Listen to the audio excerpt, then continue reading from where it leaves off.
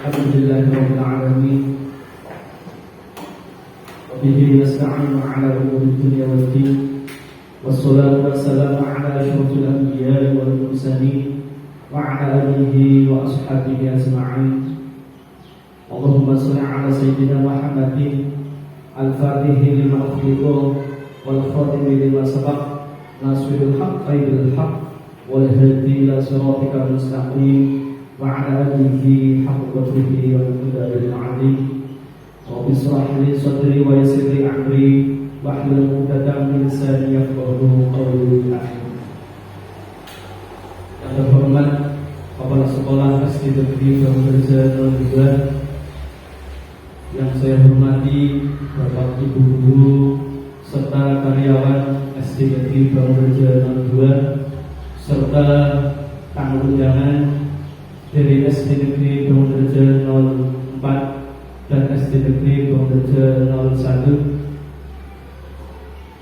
Sebelum acara dimulai, saya akan membacakan susunan acara dengan urutan sebagai berikut. Acara yang pertama adalah pembukaan. Acara yang kedua menyanyikan lagu Indonesia Raya. Acara yang ketiga sambutan dari kepala sekolah. Acara yang keempat inti. Dan acara yang terakhir adalah penutup. Untuk meningkat waktu, mari kita buka acara pada siang hari ini dengan bacaan basmalah bersama-sama. Bismillahirrahmanirrahim.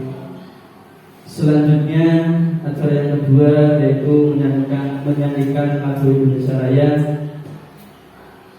Kepada hadirin dimohon untuk berdiri.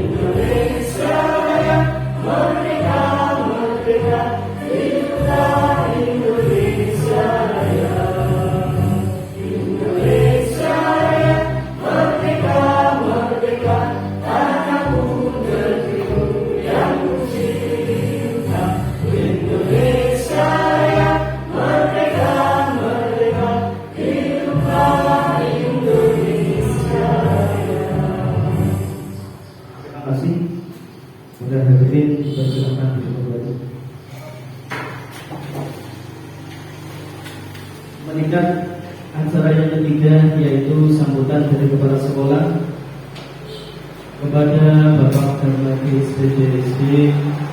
Terima kasih.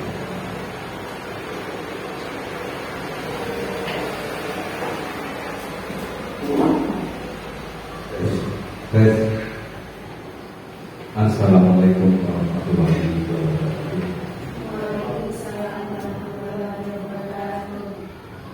Bismillahirrahmanirrahim. Alhamdulillahirabbil alamin. Wassalatu wassalamu ala asyrofil anbiya'i wal mursalin wa ala alihi wa sahbihi ajmain. Amma ba'du. Rabbi sholli wa yassir amri wa hlul 'uqdatam min lisani yafqahu qawli. Yang saya hormati Ibu Sunati Salom Guru Penggerak yang saya hormati Bapak dan Ibu Guru, seperti yang tadi disampaikan oleh saudara pembawa acara dari beberapa unsur. Yang pertama dari SD Negeri Pamunggajan 02, yang kedua tamu undangan dari SD Negeri Pamunggajan 1 dan tamu undangan dari SD Pamunggajan 04. Bapak Ibu, baiklah, yang pertama marilah kita untuk tidak segan-segan dan tidak bosan-bosannya kita memanjatkan puja dan puji syukur kita kehadiran Allah Subhanahu wa Ta'ala yang mana telah melimpahkan rahmat serta hidayahnya kepada kita sekalian, sehingga pada hari ini, hari Senin tanggal 17 hari Selasa tanggal 17 bulan Oktober tahun 2023, kita masih diberi nikmat, berbagai macam nikmat, terutama nikmat sehat, sehingga hari ini kita bisa berkumpul bersama, berwajah dalam acara presentasi dari Ibu Dwi Sunarti yang mana akan menyampaikan tentang diseminasi pemahaman dan penerapan budaya positif SD Negeri Pamunggajan 02. Mudah-mudahan kegiatan pada siang ini sampai paripurna bisa berjalan lancar, tidak ada halangan apapun. Allahumma amin ya rabbal alamin. Salam serta salawat juga tidak lupa kita curahkan pada junjungan kita Nabi besar Nabi Agung Nabi Muhammad Sallallahu Alaihi Wasallam. Mudah-mudahan kita mendapatkan syafaatnya baik di dunia maupun di akhirat. Amin ya rabbal alamin. Kepada Ibu, pada kegiatan ini saya berharap Bapak Ibu tidak perlu tegang-tegang, ya, santai, ya. Yang penting berjalan lancar, kemudian bisa diikuti dengan semangat. Saya sendiri mohon maaf, saya tidak bisa berdiri lama, maka saya izinkan untuk berbicara sambil duduk. Begitu ya Pak Ibu.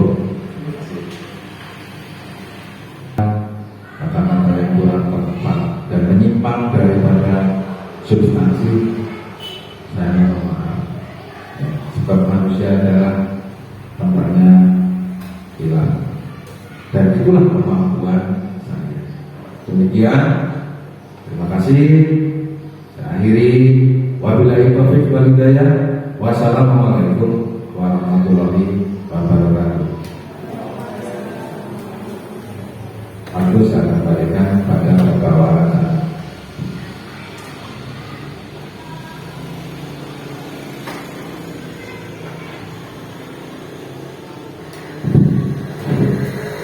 Kepada beliau kami ucapkan terima kasih. Mengenai acara yang keempat, yaitu inti diseminasi pemahaman dan penerapan budaya positif SD Negeri Pamunggajan 02, kepada Ibu Sunarti dipersilakan.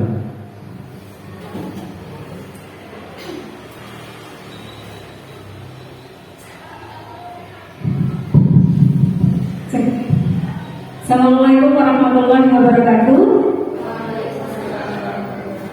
Ya, kalau saya bilang selamat pagi, silahkan Bapak Ibu bilang pagi, pagi, pagi. Bilang lagi ya. Ya, selamat pagi, pagi, pagi, pagi. Ya, sekali lagi biar semangat. Selamat pagi, pagi, pagi, pagi. Ya, luar biasa.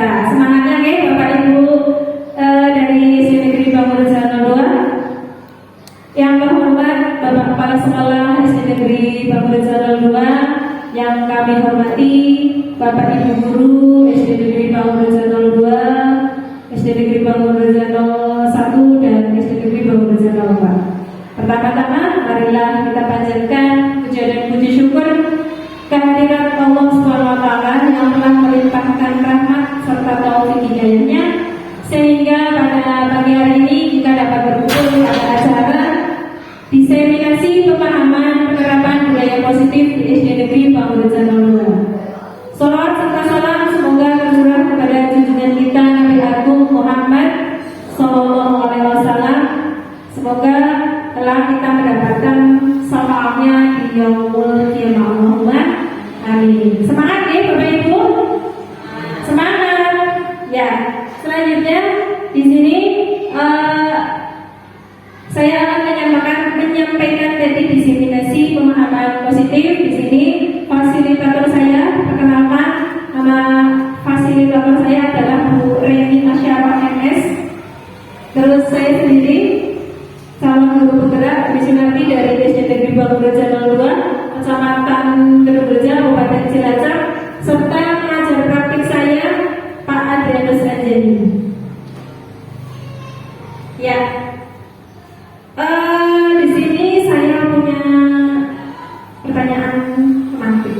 Yang pertama, pemberian hukuman dapat mendisiplinkan murid. Menurut Bapak Ibu, ini benar atau tidak? Benar atau tidak? Tidak. Benar.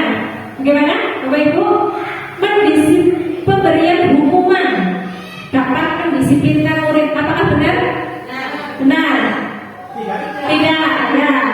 Nanti kita akan bahas selanjutnya ya. Ada yang menjawab benar, ada yang menjawab tidak. Selanjutnya yang kedua, pemberian hadiah. Biasanya kan kalau ada yang benar mengerjakan, nanti guru beri hadiah, oke ya. Menurut Bapak Ibu, pemberian hadiah itu meningkatkan prestasi murid atau tidak, benar atau salah? Benar. Tidak. Bagaimana, Bapak Ibu? Ada yang menjawab benar, ada yang menjawab salah. Selanjutnya yang ketiga, guru harus bisa memberikan solusi pada setiap murid yang bermasalah. Tentu saja. Tentu saja. Betul? Betul. Ya. Nah, yang terakhir, guru berperan sebagai teman bagi siswa. Ya. Betul. Ya. Nanti kita akan membahas, nanti Bapak Ibu akan tahu jawabannya ketika materi ini sudah selesai. Ya. Budaya positif di SD Negeri Bangunan 02 menurut Ki Hajar Dewantara. Menurut Ki Hajar Dewantara, budaya positif ini di sekolah itu diibaratkan sebagai tanah tempat bercocok tanam. Jadi yang bercocok tanam itu bukan hanya padi atau singkong dan sebagainya saja ya. Menurut Ki Hajar Dewantara, sekolah itu diibaratkan sebagai tanah tempat bercocok tanam, sehingga seorang guru itu perlu mengusahakan supaya sekolah itu menjadi sebuah lingkungan atau ladang yang nyaman, aman, dan menyenangkan. Yang tadi sudah dibahas oleh Bapak Kepala Sekolah, menyenangkan untuk bertumbuh serta dapat menjaga dan melindungi setiap murid dari hal-hal yang kurang bermanfaat atau bahkan mengganggu perkembangan potensi murid.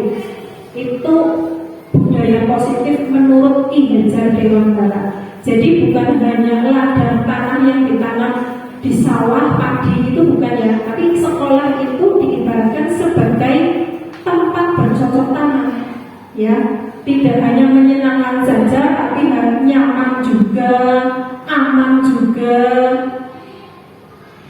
dan serta dapat menjaga dan melindungi murid dari hal-hal yang kurang bermanfaat atau bahkan mengganggu perkembangan potensi murid. Itu adalah budaya positif menurut Ki Hajar Dewantara. Nah, budaya positif itu di sini guru harus menciptakan suatu lingkungan positif. Ya, tentunya lingkungan kita sekarang ya sudah positif. Ya, budaya positif di sini guru harus menciptakan suatu lingkungan positif yang terdiri dari warga sekolah yang saling mendukung. Jadi tidak hanya 1-2 guru saja atau saya dengan kepala sekolah saja yang saling mendukung, tapi kita sebagai warga sekolah tentunya bukan hanya 1-2 orang. Yang namanya warga sekolah itu semua warga yang ada di sekolah itu saling mendukung, saling belajar, saling bekerja sama sehingga tercipta kebiasaan-kebiasaan baik dan kemudian membentuk sebuah budaya positif. Ya, budaya positif tercipta dari penerapan disiplin positif yang bertujuan menumbuhkan motivasi intrinsik. Ya, tentunya di sini motivasi intrinsik, motivasi dari diri kita sendiri, agar murid menjadi orang yang merdeka. Ya, keinginan yang diinginkan dan menghargai diri sendiri dengan nilai yang mereka percaya. Ini adalah budaya positif. Jadi budaya positif itu tidak dikerjakan hanya 1 atau 2 orang. Di sini sudah dijelaskan tadi, itu semua warga sekolah, tidak bisa berdiri sendiri. Begitu, oke, Bapak Ibu? Iya, budaya positif. Budaya positif yang Bapak Ibu tahu ada apa saja? Tentunya yang sudah Bapak Ibu tahu, konsep budaya positif yang sudah Bapak Ibu pernah dengar, salah satunya ada apa saja? Salah satunya ada Bu Nini, pernah mendengar apa dari salah satu dari sekian banyak? Mungkin yang murid merdeka, iya, keyakinan kelas sudah pernah membuat ini? Sudah diterapkan? Sudah. Ya, di sini konsep utama budaya positif itu ada yang pertama perubahan paradigma belajar. Ya, namanya juga perubahan, itu berarti berubah dari yang belum baik menjadi baik, dari yang sudah baik menjadi lebih baik. Itu perubahan paradigma belajar. Yang kedua, kebutuhan dasar manusia. Jadi manusia punya kebutuhan, ya Bapak Ibu. Bapak Ibu punya kebutuhan? Banyak, ya. Tentunya di sini kebutuhan dasar manusia nanti ada. Kebutuhan dasar manusia jika tidak terpenuhi nanti akan seperti apa? Ya. Terus selanjutnya disiplin positif. Yang keempat ada posisi kontrol restitusi. Terus motivasi perilaku manusia. Kan manusia butuh motivasi. Apalah daya ketika manusia tidak punya motivasi, gitu Bapak Ibu. Bagaimana kalau manusia, kalau kita itu tidak pernah termotivasi atau dimotivasi, akan jadi apa? Kurang semangat, deh. Terus selanjutnya ada keyakinan kelas yang sudah dijawab oleh Bu Nini. Ada keyakinan kelas dan segitiga restitusi. Nanti kita akan bahas satu persatu. Ya. Di sini silahkan Bapak Ibu keluarkan kedua tangan. Ya, tangannya 2 kan ya. Bukan 3 atau 4. Cobalah buka tangan Anda.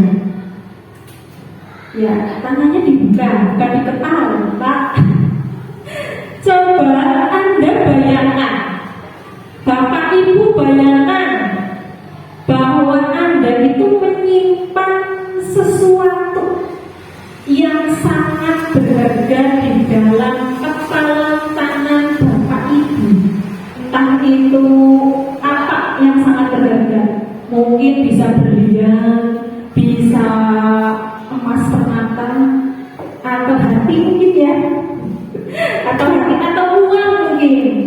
Ya, di tangan Anda itu ada kepala tangan barang yang sangat berharga. Bayangkan saja, Anda perlu menjaga benda tersebut sekuat tenaga agar Bapak Ibu itu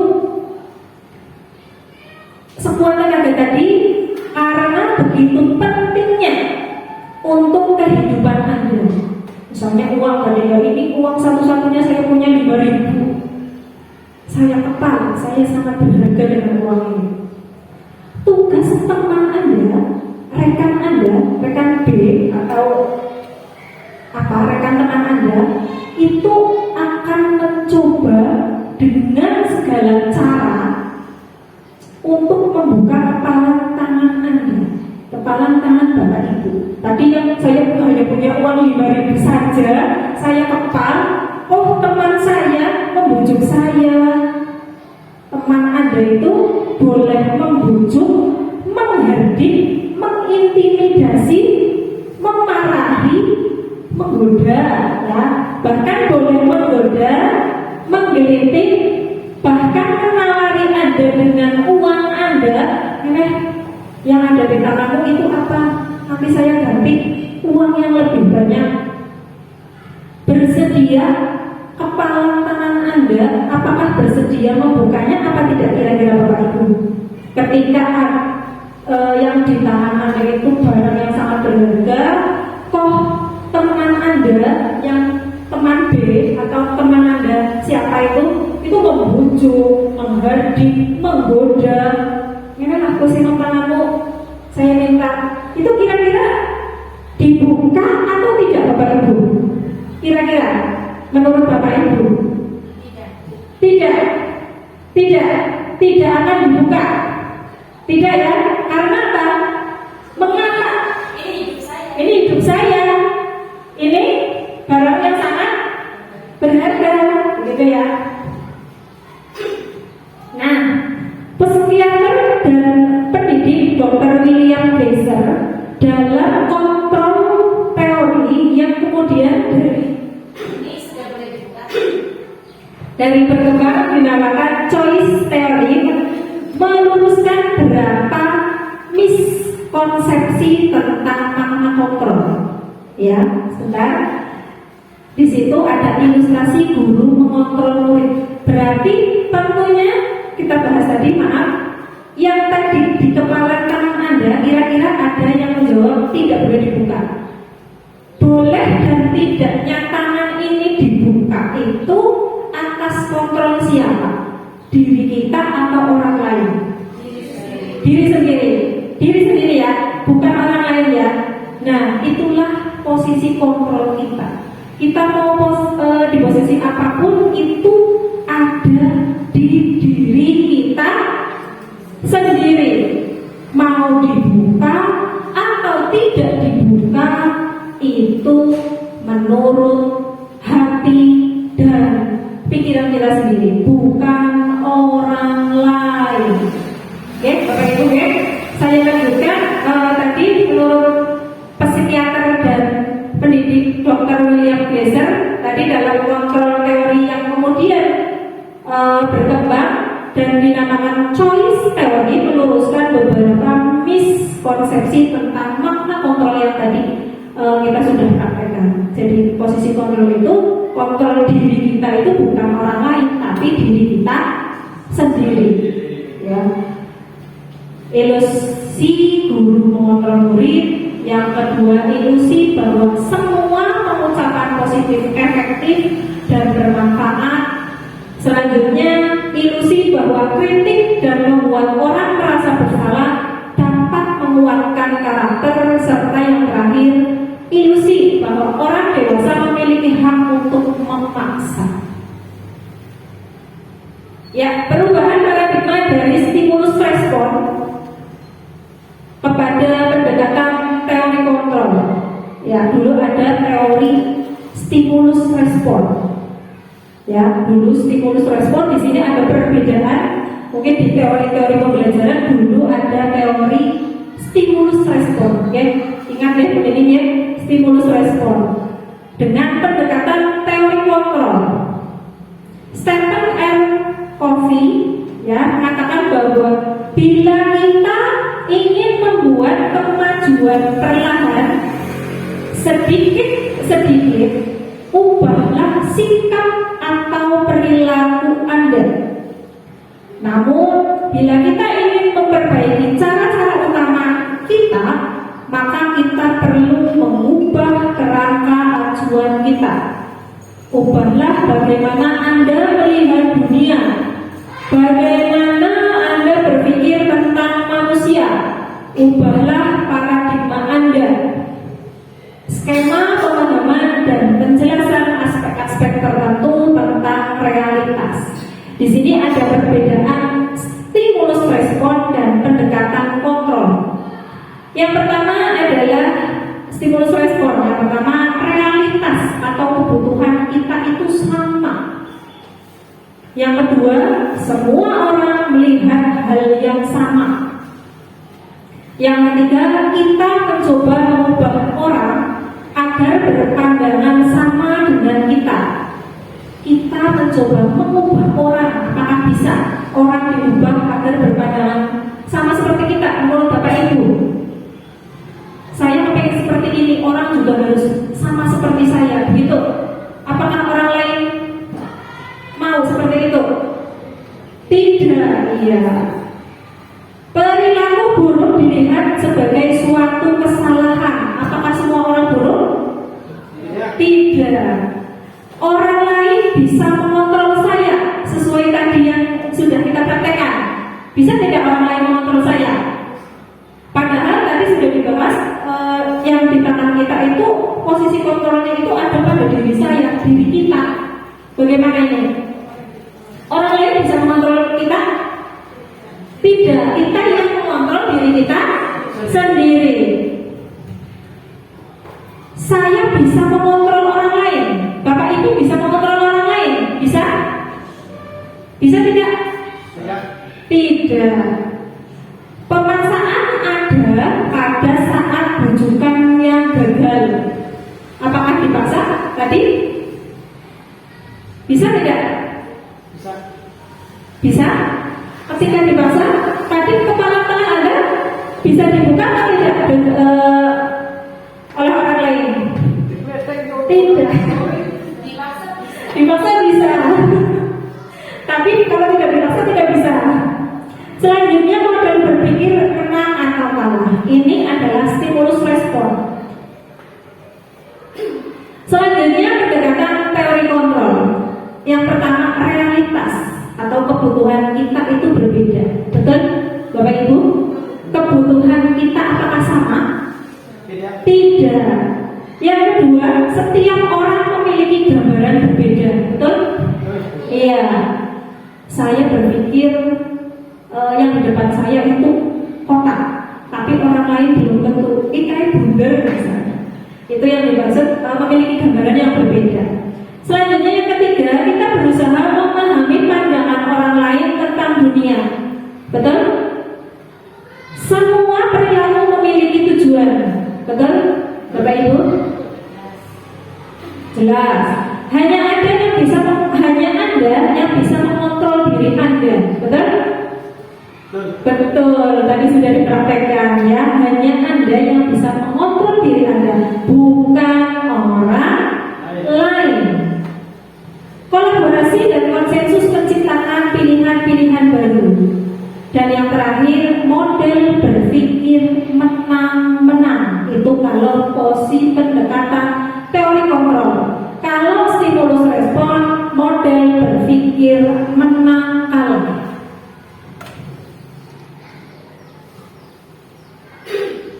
Ya, disiplin positif.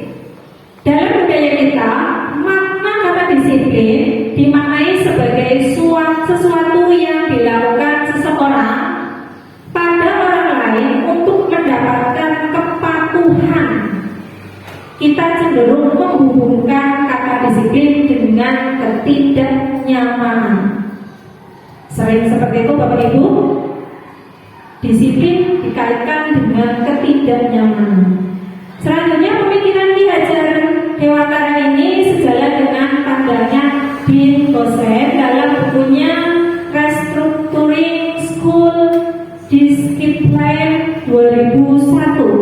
Dia menyatakan bahwa arti dari kata disiplin berasal dari bahasa Latin discipline yang artinya belajar. Pada kata disiplin juga berasal dari akar kata yang sama dengan disciple atau murid atau pengikut, untuk menjadi seorang murid atau pengikut. Seseorang harus paham betul atasan mengapa mereka mengikuti suatu aliran atau ajaran tertentu, sehingga motivasi yang terbangun adalah motivasi intrinsik, bukan ekstrinsik. Ya, motivasi dari intrinsik berarti dari diri kita sendiri, bukan dari orang lain. Ki Hajar Dewantara menyatakan bahwa untuk mencapai kemerdekaan atau dalam konteks pendidikan kita saat ini, untuk menciptakan murid yang merdeka, syarat utamanya itu adalah harus ada disiplin yang kuat. Disiplin yang dimaksud di sini adalah disiplin diri yang memiliki motivasi internal. Ya, jadi disiplin itu mulai dari diri kita sendiri, dari internal, bukan orang lain. Maka kita memerlukan pihak lain untuk mendisiplinkan kita atau motivasi eksternal, karena berasal dari luar, bukan dari dalam diri kita sendiri. Tapi yang namanya disiplin di sini awalnya itu berasal dari diri kita sendiri, dari internal. Sebagai pendidik, tujuan kita itu adalah menciptakan anak-anak yang memiliki disiplin diri, sehingga mereka bisa berperilaku dengan mengacu pada nilai-nilai kebajikan universal dan memiliki motivasi intrinsik, bukan ekstrinsik.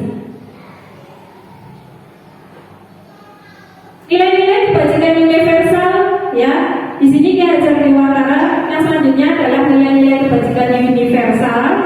Ki Hajar Dewantara maupun dosen mengartikan disiplin sebagai bentuk kontrol diri, yaitu belajar untuk kontrol diri agar dapat mencapai suatu tujuan mulia.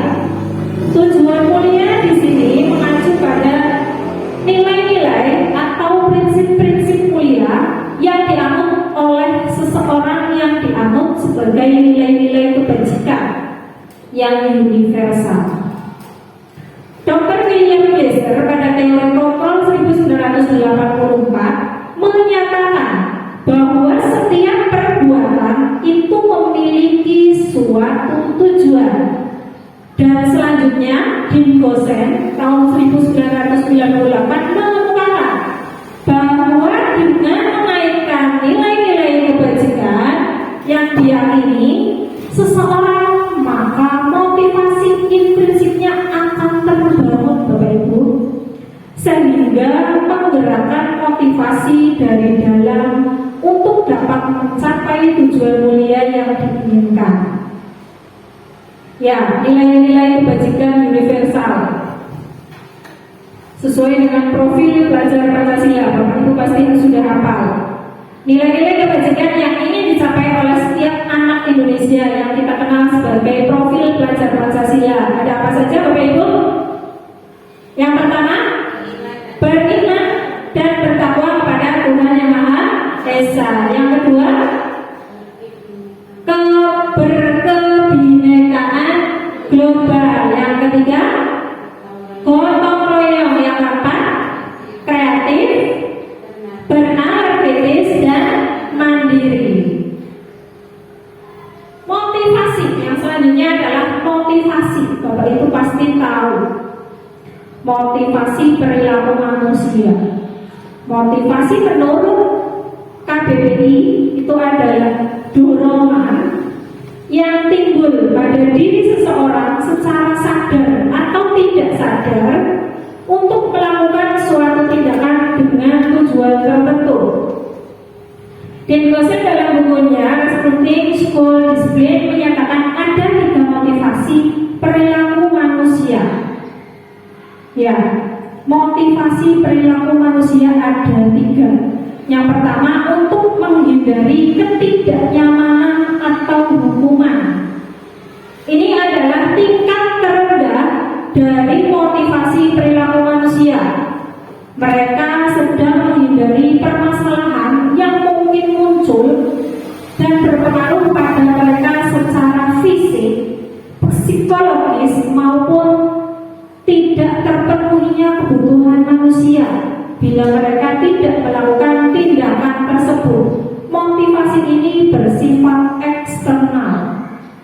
Jadi motivasi tadi ada 3, untuk menghindari ketidaknyamanan. Yang kedua, untuk mendapatkan imbalan atau penghargaan dari orang lain. Serta yang ketiga, untuk menjadi orang yang merdeka, yang mereka inginkan, dan menghargai diri sendiri dengan nilai-nilai yang mereka percaya. Yang kedua yang di sini akan saya jelaskan untuk mendapatkan imbalan. Jadi motivasi juga ada untuk mendapatkan imbalan atau penghargaan dari orang lain. Mereka melakukan tindakan untuk mendapatkan pujian semata-mata, itu hanya untuk mendapatkan pujian dari orang lain, Bapak Ibu. Bukan karena dari hati, tapi hanya karena ingin dipuji oleh orang lain. Menurut mereka penting, dan mereka letaknya dalam dunia berkualitas mereka. Mereka juga melakukan sesuatu untuk mendapatkan hadiah, pengakuan atau imbalan. Motivasi ini juga bersifat eksternal. Yang ketiga di sini, untuk menjadi orang yang mereka inginkan, menjadi dirinya sendiri. Mereka melakukan sesuatu itu karena nilai-nilai yang mereka yakini, bukan untuk pujian, bukan untuk ketidaknyamanan, tapi nilai-nilai di sini mereka yakini ingin diyakini dari dan dihargai dari dirinya sendiri. Karena mereka ingin menjadi orang yang melakukan nilai-nilai yang mereka yakini tersebut. Ini adalah motivasi yang akan membuat seseorang memiliki disiplin positif, karena motivasi perilakunya bersifat internal, bukan dari luar, tapi dari diri kita sendiri. Ini motivasi. Ada 3 poin. Sampai sini ada pertanyaan Bapak Ibu? Tidak? Ya. Selanjutnya di sini ada hukuman atau konsekuensi. Nanti menurut Bapak Ibu, ya, nanti dijawab saja. Milih antara hukuman atau konsekuensi. Yang pertama, menurut Bapak Ibu, mencatat 100 kali dalam buku yang bertuliskan kalimat "saya tidak akan terlambat lagi karena terlambat ke sekolah", itu dicatat 100 kali. Itu menurut Bapak Ibu itu hukuman atau konsekuensi? Hukuman. Yang kedua, lari mengelilingi lapangan basket 2 kali karena terlambat hadir ke sekolah. Datang ke sekolah terlambat, terus disuruh lari 2 kali lapangan basket. Bagaimana? Hukuman atau konsekuensi? Hukuman. Yang ketiga, menggantikan kertas tugas teman yang telah dicoret-coret. Konsekuensi. Menggantikan, dicoret-coret diganti, itu konsekuensi. Yang selanjutnya, membersihkan tumpahan air di meja tulis karena tersenggol pada saat belajar. Konsekuensi. Lari mengelilingi lapangan 2 kali karena terlambat 10 menit untuk pelajaran PJOK. Konsekuensi. Murid diminta bertelanjang kaki. Bertelanjang kaki ini maksudnya sepatunya dibuka sepanjang hari karena tidak menggunakan sepatu warna hitam sesuai peraturan sekolah. Jadi aturan sekolah itu mengenakan sepatu berwarna hitam. Tetapi karena mungkin dicuci tapi belum kering, akhirnya sekolah memakai sepatu putih atau merah. Akhirnya sang guru pun memberikan hukuman, sepatunya dibuka, tidak usah dipakai sampai pulang. Ya, konsekuensi atau hukuman? Menurut Bapak Ibu, hukuman. Yang terakhir, kehilangan 10 menit jam istirahat untuk mengerjakan tugas karena terlambat datang dan tinggal pelajaran 10 menit. Konsekuensi, kita lihat jawabannya. Ya. Nah, mencatat 100 kali itu hukuman. Lari mengelilingi itu hukuman. Menggantikan kertas tugas itu konsekuensi tadi sudah. Membersihkan tumpahan air konsekuensi. Lari mengelilingi lapangan konsekuensi. Murid diminta telanjang kaki tadi hukuman. Dan terakhir, kehilangan 10 menit jam istirahat itu konsekuensi.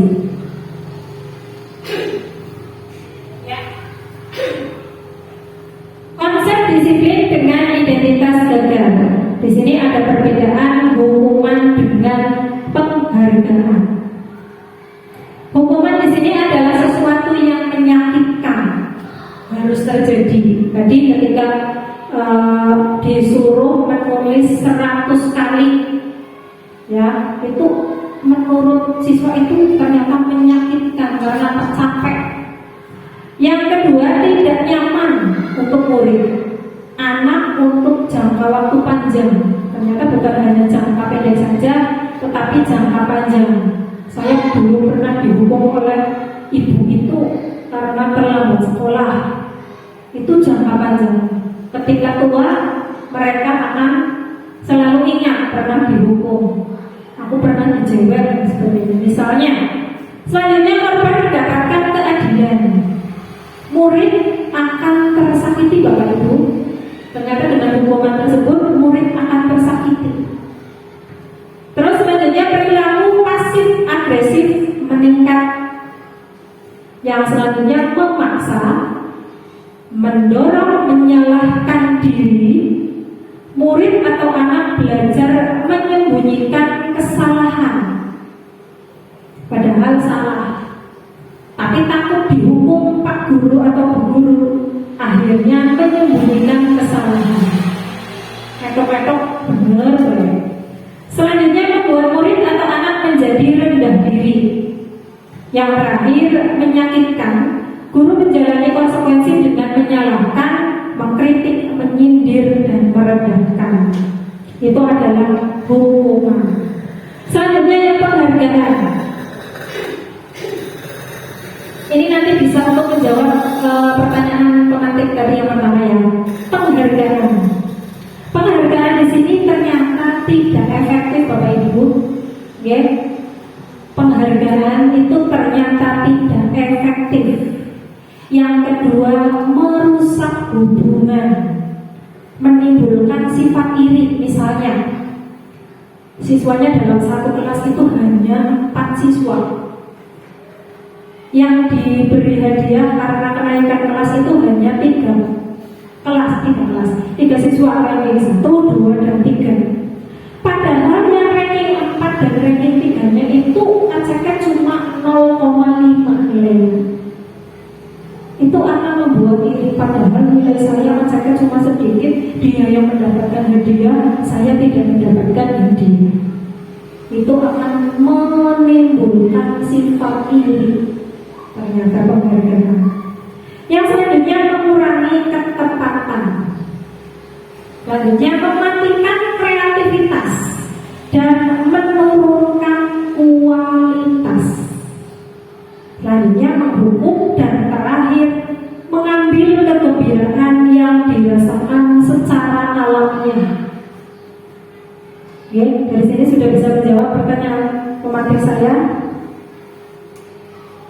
Konsep disiplin dengan identitas sukses yang selanjutnya adalah konsekuensi. Konsekuensi itu adalah sesuatu yang harus terjadi. Yang kedua, tidak nyaman untuk murid. Ternyata konsekuensi itu membuat tidak nyaman untuk murid. Jangka waktu pendek. Yang ketiga, murid atau anak dibuat tidak nyaman.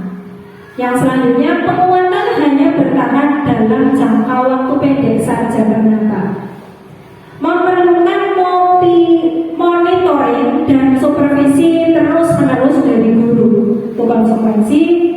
Yang selanjutnya, stimulus respon. Selanjutnya, murid menghormati peraturan.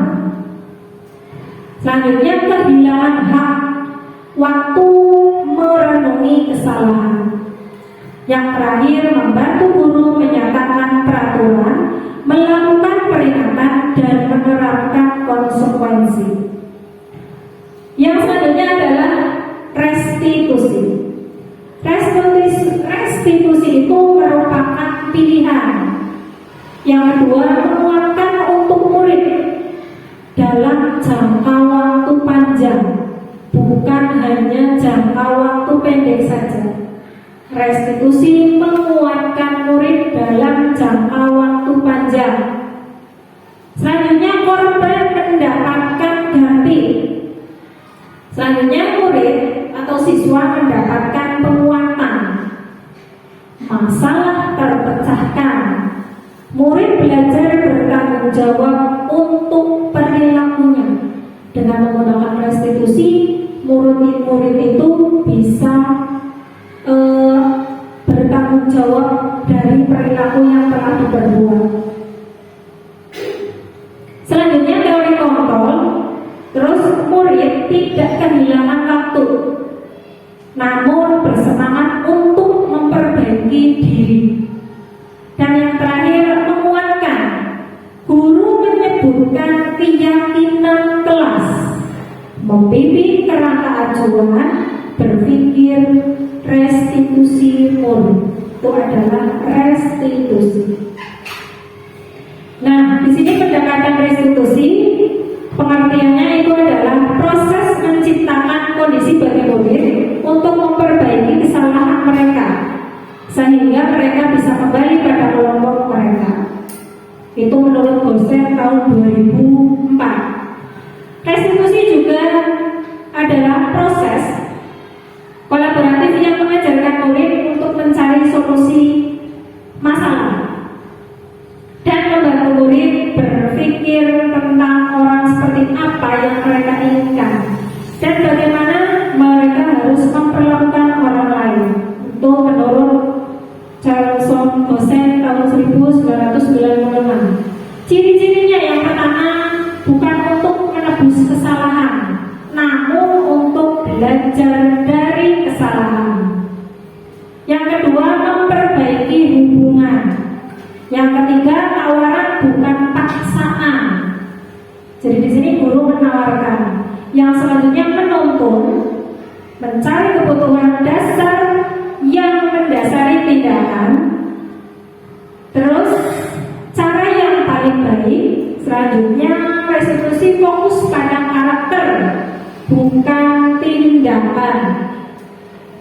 Restitusi menguatkan. Selanjutnya, fokus pada solusi, mengembalikan murid yang berbuat salah pada kelompoknya, bukan menghukum. Perbedaan antara hukuman, konsekuensi, dan restitusi.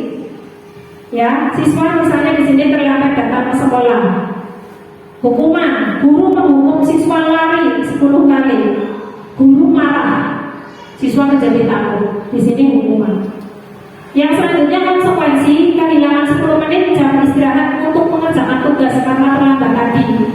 Guru tegas sehingga siswa menghormati peraturan. Yang ketiga, restitusi. Guru menanyakan keyakinan kelas dirinya untuk menyelesaikan masalah. Guru terbuka dan siswa menghormati diri sendiri dan orang lain. Kesepakatan kelas di sini itu adalah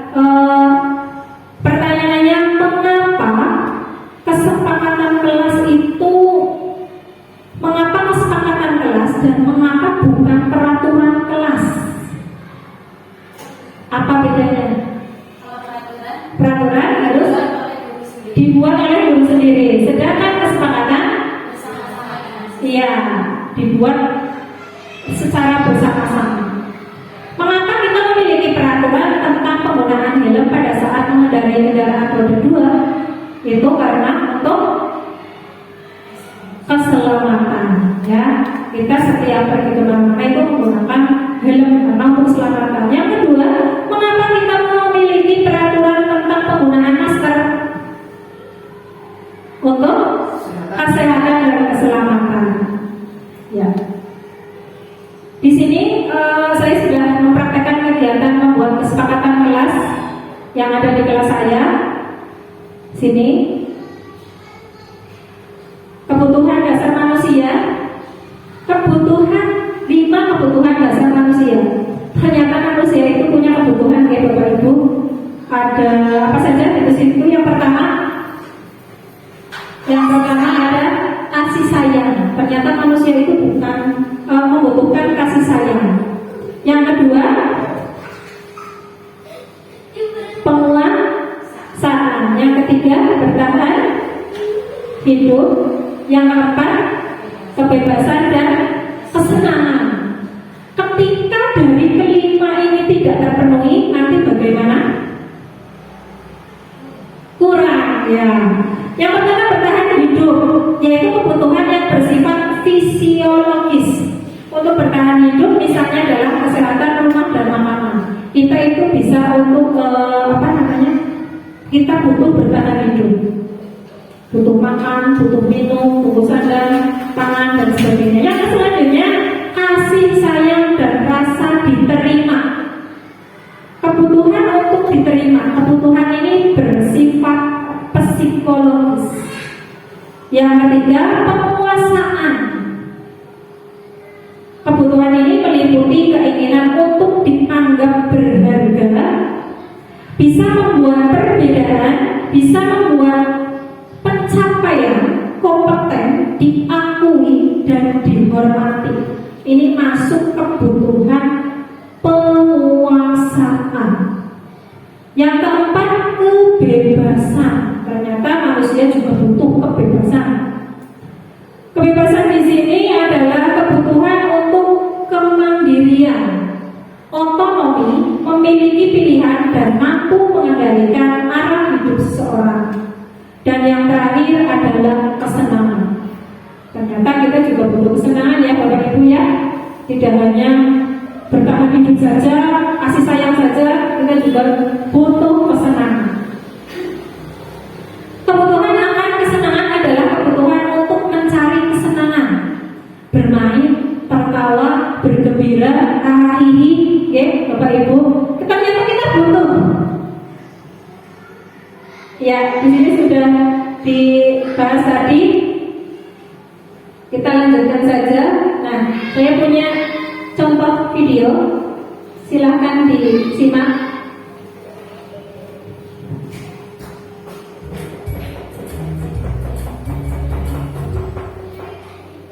Salam bahagia Ibu dan Bapak Guru hebat.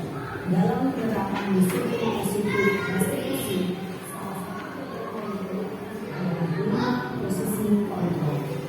Mengapa posisi kontrol dan restitusi adalah proses perjalanan seorang ibu agar dapat menangani. Pada video kali ini, kita akan membahas tentang 5 posisi kontrol dan dikembangkan oleh Daya Dosen dan contoh penerapannya.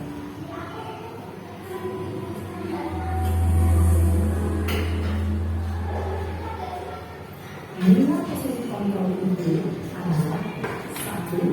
Posisi penghukum. 2. Posisi pembuat masalah besar. 3. Posisi penang. 4. Posisi pemantau atau monitor. Dan 5.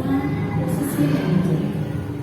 Untuk menentukan 5 posisi tersebut, mari kita saksikan kasus nyata yang terlambat hadir 20 menit di sekolah dan melihat bagaimana kelima posisi kontrol dalam menghadapi masalah tersebut.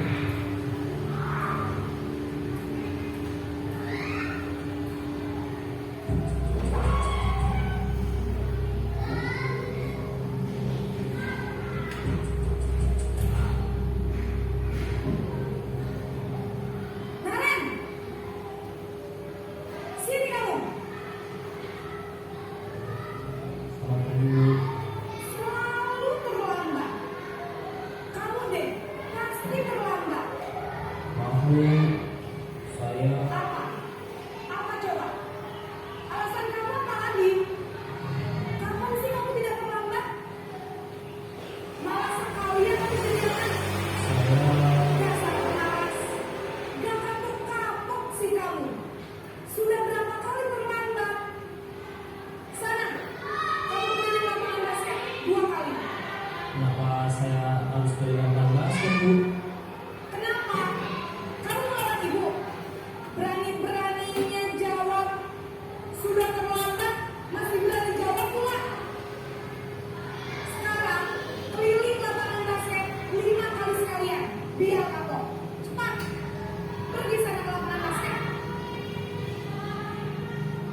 Posisi tertutup biasanya berbicara dengan nada tinggi, menghadut, menunjuk-nunjuk, menyakiti, dan menyindir. Hukuman bisa berupa fisik maupun psikis.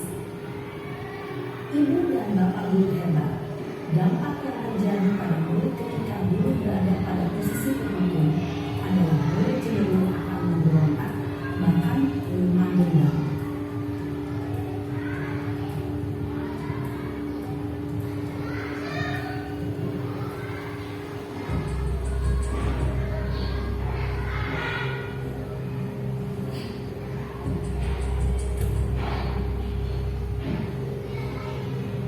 Naren!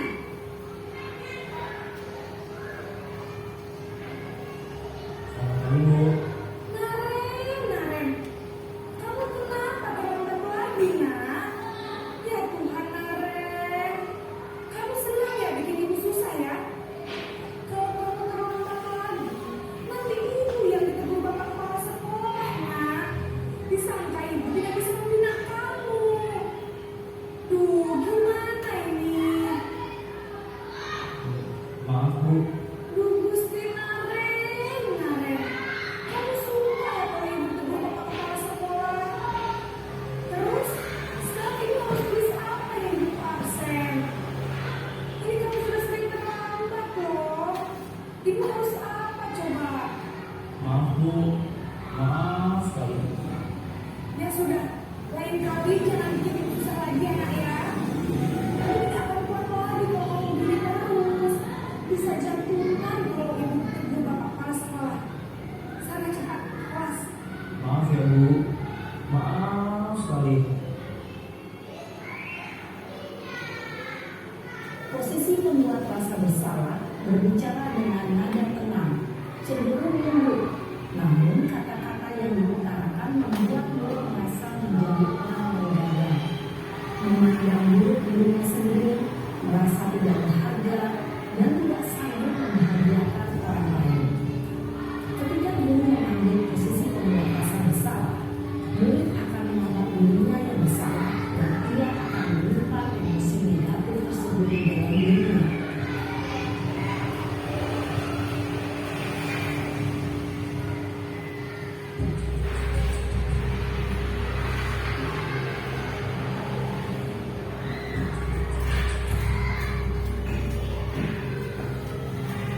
Naren!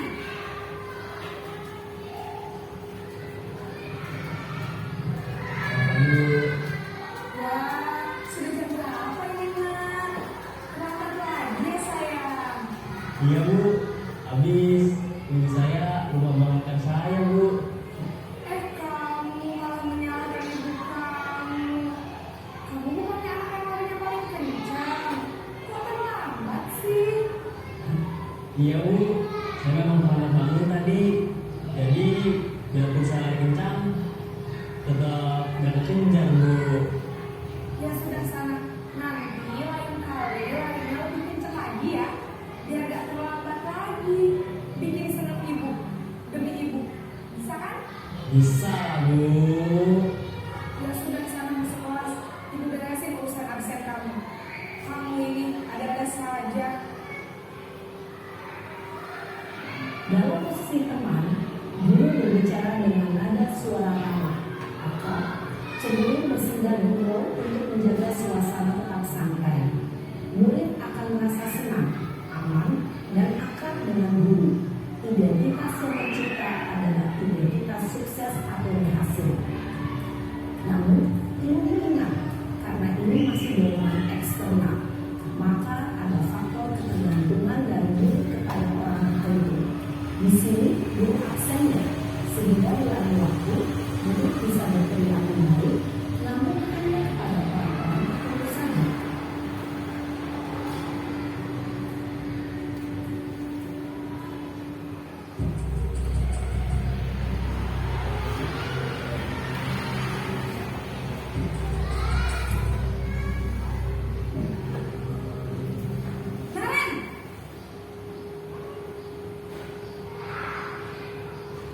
Selamat pagi Bu. Naren, apa peraturan sekolah kita tentang jam berapa kita harus masuk sekolah, Nak? Kita harus di sekolah jam 7 Bu. Iya betul, sekarang sudah jam 7.20. Naren sudah tahu konsekuensinya jika terlambat hadir. Karena Bu, saya harus tinggal kelas pas jam istirahat selama 20 menit. Ya benar, konsekuensinya demikian. Jadi nanti jam 9.30 pas istirahat, kamu harus tinggal di kelas. Kerjakan tugas sekolah untuk istirahat kamu, ya. Baik Bu. Posisi pemantau mengandalkan penghitungan atau data untuk memonitor murid. Guru mengarahkan murid berdasarkan peraturan dan konsekuensi. Seorang pemantau menunjukkan bahasa tubuh dan ekspresi wajah yang nyata dan cenderung formal.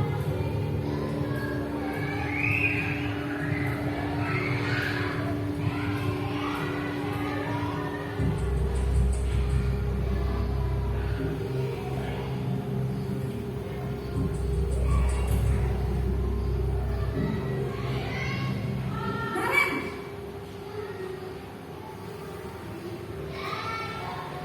Selamat pagi Bu. selamat pagi Naren. Maaf Bu, saya terlambat. Ya, sekolah masuknya jam 7, sekarang sudah jam 7.20. Jadi sekarang bagaimana ini, Naren? Maaf Bu, saya lupa salah saya semalam. Baiklah, menurut kamu, kira-kira sekolah mana yang perlu kamu tinggalkan? Menghargai diri sendiri dan orang lain mungkin Bu. Setuju. Jadi, apakah Naren meyakini prinsip saling menghormati tersebut? Iya Bu, saya meyakininya. Apakah Naren bersedia memperbaiki masalah keterlambatan ini? Bersedia Bu. Bagaimana kamu akan memperbaiki masalah keterlambatan ini? Saya akan coba untuk tidak lupa menyetel alarm saya Bu. Baik, kalau Naren mempunyai alarm di rumah, ada orang yang kira-kira bisa bantu mengingatkannya? Ada Bu, kakak saya, Kak Emma. Ada lagi selain Kak Emma? Selain Kak Emma, ada ibu saya. Baik, jadi yang mengingatkan Naren adalah Kak Emma dan ibu dia. Kira-kira kita mulai start alarm kapan nih, Naren? Saya mau sekarang, sudah saya lakukan. Baik, jadi Naren akan setel alarm untuk bangun besok pagi dan akan diingatkan oleh kakak dan ibu dan Naren ya. Ada lagi yang mungkin perlu dilakukan Naren agar tidak terlambat bangun lagi. Tidak ada Bu. Baik Naren, terima kasih untuk kerjasama kamu. Sekarang kamu boleh kembali ke kelas lagi. Baik Bu, terima kasih. Posisi manajer adalah posisi kontrol yang disarankan untuk membimbing murid memiliki sikap disiplin yang positif, yaitu murid yang mandiri, bertanggung jawab, dan dapat memecahkan masalah. Tujuan dari posisi ini adalah agar murid dapat merefleksi atas tindakannya. Guru akan dengan terus memberikan pertanyaan-pertanyaan bermakna, sehingga membuat murid dapat belajar dari kesalahannya dan mencari sebuah solusi untuk menyelesaikannya. Ya. Dari video tersebut yang sudah saya tayangkan, ada berapa posisi kontrol? 5. Yang pertama penghukum, yang kedua pembuat rasa bersalah, yang ketiga sebagai pemantau, teman, pemantau, dan terakhir manajer. Ya, menurut Bapak Ibu, posisi kontrol mana yang terbaik? Iya, posisi manajer. Ya, posisi kontrol yang paling tepatnya dilakukan oleh guru adalah sebagai manajer, bukan hukuman, bukan teman, bukan rasa bersalah atau pemantau, tapi manajer. Manajer di sini adalah posisi di mana guru berbuat sesuatu bersama dengan murid, mempersilahkan murid mempertanggungjawabkan perilakunya, mendukung murid agar dapat menemukan solusi atas permasalahannya sendiri. Seseorang manajer telah memiliki keterampilan di posisi teman maupun pemantau, dan dengan demikian bisa jadi waktu-waktu tertentu kembali kepada kedua posisi tersebut bila diperlukan. Jadi jelas ya Bapak Ibu, posisi kontrol yang terbaik adalah posisi manajer. Ya, ini sudah kita bahas tadi. Yang paling tepat itu adalah posisi manajer. Manajer adalah posisi di mana guru berbuat sesuatu bersama murid. Ya, selanjutnya contoh penerapan posisi kontrol restitusi sudah kita bahas juga. Segitiga restitusi itu di sini ada tiga tahapan. Yang pertama adalah menstabilkan identitas atau stabilis the identity. Yang kedua, validasi tindakan yang salah, dan yang terakhir menanyakan keyakinan. Itu segitiga restitusi. Ini contohnya. Kemarin saya membuat membuat video. Ya, dalam penerapan program disiplin positif, hendaknya guru itu memiliki standar kepribadian profesional dan sosial yang baik, di mana guru itu mampu berrefleksi pada posisi kontrolnya saat ini. Bagaimana perjalanan dirinya sebagai seorang akom atau posisi manajer yang menuntun murid-murid menjadi insan yang mandiri, merdeka, dan bertanggung jawab. Terima kasih. Alhamdulillahirrahmanirrahim. Akhirnya diseminasi budaya positif SD Negeri Bangurejo 2 yang telah saya sampaikan sudah selesai. Semoga bermanfaat, semoga bisa diimplementasikan oleh Bapak Ibu guru semuanya. Terima kasih. Salam guru penggerak Indonesia Maju. Saya tutup. Sebelum saya tutup, ada pertanyaan? Tidak? Ada Bapak Ibu? Sudah jelas ya segitiga restitusi, posisi kontrol? Iya. Sebelum saya tutup, jika ada kata-kata yang kurang berkenan di hati Bapak Ibu, saya mohon maaf. Wabillahi taufiq wal hidayah. Wassalamualaikum warahmatullahi wabarakatuh. Saya kembalikan ke pembawa saya.